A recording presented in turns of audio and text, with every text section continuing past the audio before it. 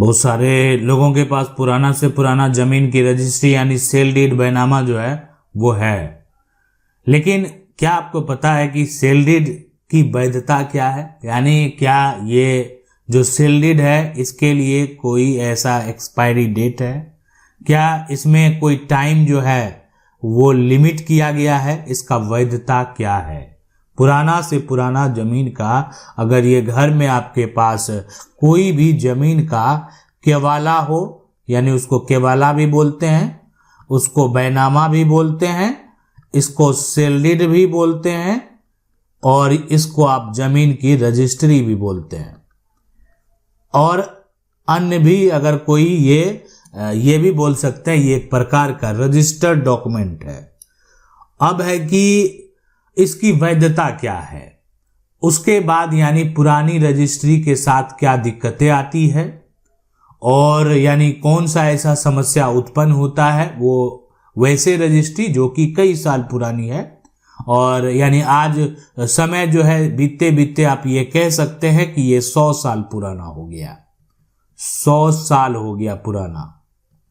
बहुत लोग ऐसा कहते हैं 200 साल हो गया, ठीक है, तो जो भी है, लेकिन यहाँ पर जो पुरानी जो सेल डीड है, पुराना जो प्रॉपर्टी का डॉक्यूमेंट है, उसके साथ क्या दिक्कत आता है।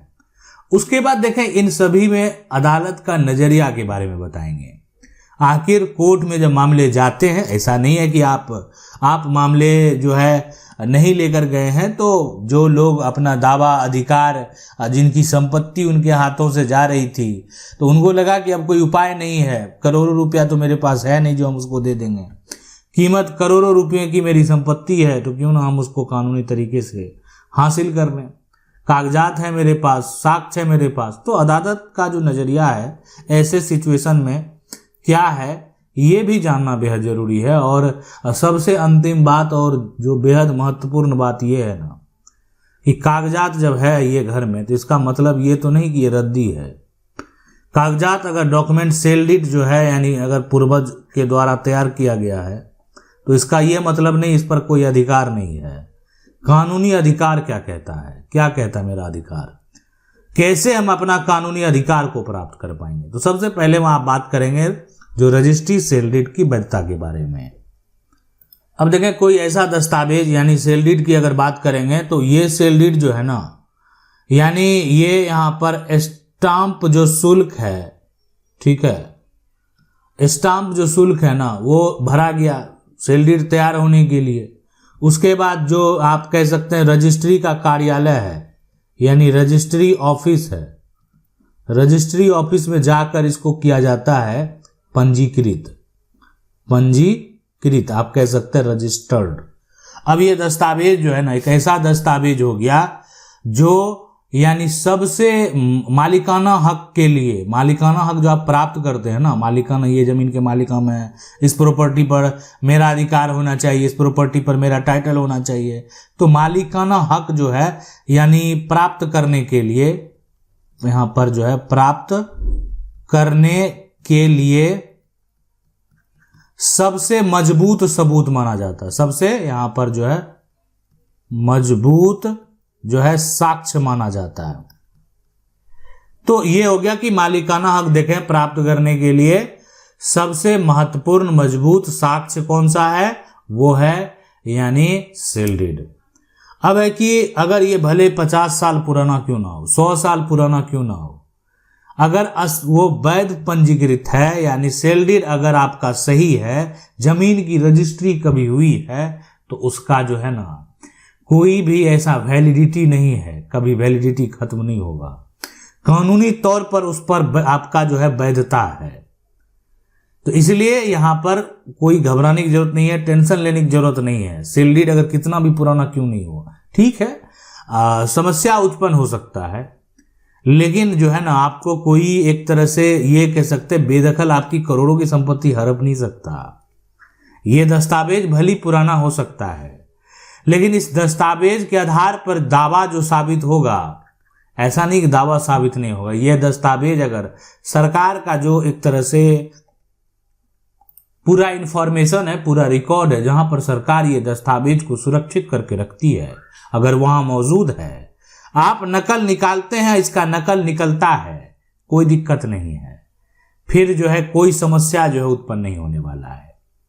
दूसरा है कि पुरानी रजिस्ट्री के साथ जो दिक्कतें आती है, दिक्कतें की अगर बात करें सबसे पहले बात, तो कई बार जो पुराना सेल डीड है, ओल्ड सेल डीड है, उसके साथ बहुत बड़ा दिक्कत आता है। यानी यहां पर अगर बात करें सबसे पहले जमीन का जो खाता हो गया, जमीन का यहां पर जो खेसरा हो गया, ठीक है, अब ये सारा कुछ सही है, कोई दिक्कत नहीं है, लेकिन ये सारा कुछ पुराना दर्ज होने के, जो पुरानी रजिस्ट्री है ना, तो इसमें सारा कुछ क्या है, पुराना दर्ज है, पुराना दर्ज है। अब बाद में क्या हुआ कि इसका जो एक तरह से जो दस्तावेज आप पुराना निकालेंगे तो सरकार के द्वारा इसको नया दर्ज करा दिया गया। नया दर्ज कर दिया गया तो इसका मतलब थोड़ी है कि आपका पुराना जो दर्ज है उसका मीनिंग खत्म हो गया। मीनिंग उसका थोड़ी खत्म होता है, यानी आप भी उसको जो एक तरह से नए में कन्वर्ट करा सकते हैं, या आपका सेल डीड अभी नए के हिसाब से क्या कहता है। तो ऐसा नहीं है कि वो उसका मान्यता खत्म हो जाता है। मान्यता सेल डीड जो है, जमीन की रजिस्ट्री हुई है, उसका मान्यता खत्म नहीं होता है। तो ये हो गया, रजिस्ट्री को नए रिकॉर्ड के साथ जो है मिलाना पड़ता है। इसके बाद बात करें, अब है कि कोर्ट का नजरिया का अगर बात करें, अदालत का नजरिया का अगर बात करें, तो जमीन की जो रजिस्ट्री है ना, वो वही, ऐसा नहीं है कि जो है पूरा मालिकाना हक का जो प्रमाण है, ठीक है। यानी जमीन का जो रजिस्ट्री है या नहीं है उससे मतलब नहीं है। सबसे बड़ा चीज होता है ना कि मेरे पास जमीन जो है मेरे दखल में होना चाहिए। आज आपको पता है कि दखल के लिए कानून बना हुआ है कि अगर आप जमीन को लंबे समय से कब्जा करके रखते हैं तो एडवर्स पोजीशन का जब दावा होता है तो दखल आपको नहीं छोड़ना, कब्जा नहीं छोड़ना, किसी भी हालत में कब्जा नहीं छोड़ना है। कब्जा की रक्षा करना पड़ेगा आपको, बेदखल करने का आपको पूरा प्रयास किया जाएगा जबरन, लेकिन जो है आप कानूनी तौर पर जो है आप दखल में। और रही बात, अब कहेंगे कि जो पुलिस किसकी जो है किसको सपोर्ट करेगी, पुलिस भी का काम है कि देखें शांति व्यवस्था बनाए रखना, उनका काम जो है जजमेंट देना नहीं है, खास करके सिविल मामले में। तो शांति व्यवस्था बनाए रखने के केस में जो जहां पर है वहां पर वो बरकरार रहे। अभी अगर मजिस्ट्रेट के पास भी इस तरह का केस जाता है ना, तो जिसका पहले से दखल है, कई सालों से दखल है, उसी के पक्ष में कब्जा जो है, उसके पास कागज है या नहीं है, लेकिन उसी के पक्ष में उनको फैसला देना है, जजमेंट देना है। तो इसलिए जो है यानी कब्जा पोजीशन जो है, पोजीशन अगर बरकरार है तो पोजीशन को हाथ से नहीं जाने देना है।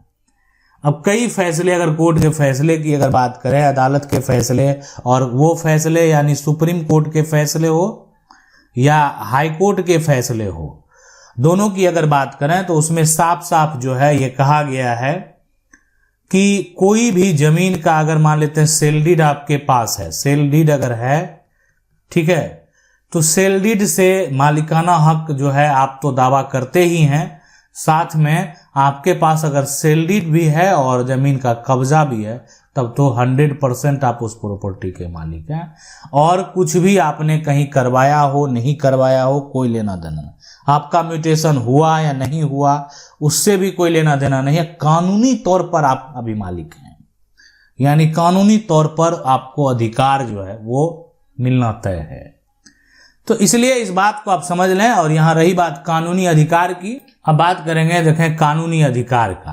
कानूनी अधिकार की अगर बात करेंगे तो यहां पर मालिकाना हक जो है, जो बोलते हैं कि मालिकाना हक, तो मालिकाना हक जो है ना वो प्राथमिक आधार बनता है, ठीक है। यानी मालिकाना हक जो है उसी को दिया जाता है जिसके पास क्या हो, यानी साफ शब्दों में समझना अगर चाहे ना, तो मालिकाना हक बिल्कुल उसी का होगा जिसके पास पुराना, कितना पुराना कागजात हो।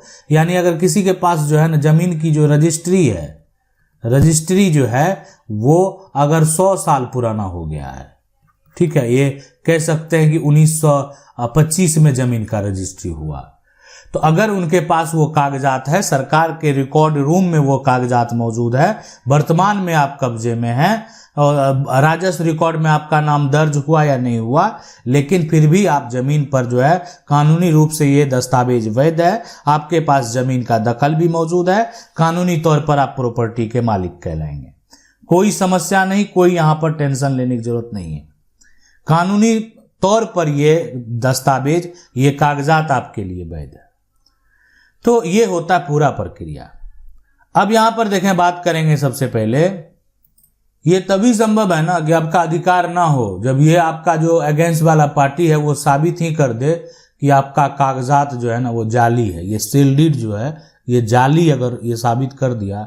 अब या सेल डीड जो तैयार किया गया तो विक्रेता का अधिकार नहीं था, यानी बेचने वाला जो है, यानी बेचने वाला का अधिकार था ही नहीं। तो जब बेचने वाला का अधिकार यहां पर नहीं था, तो ऐसे सिचुएशन में बेचने वाला कैसे बेच दिया प्रॉपर्टी, गलत तरीके से बेचा, तो वो वैध नहीं होगा। और जहां वैध है, जहां पर सेल डीड जो है कानूनी तौर पर वैध है, वहां पर आपको अधिकार प्राप्त करने से कोई रोक नहीं सकता है। आशा करते हैं वीडियो अच्छा लगा होगा। वीडियो को लाइक जरूर कर दें, चैनल को पहली बार देख रहे हैं सब्सक्राइब करके जो बेल आइकन है उसको जरूर दबा लें। मिलते हैं अगले वीडियो में, तब तक के लिए जय हिंद।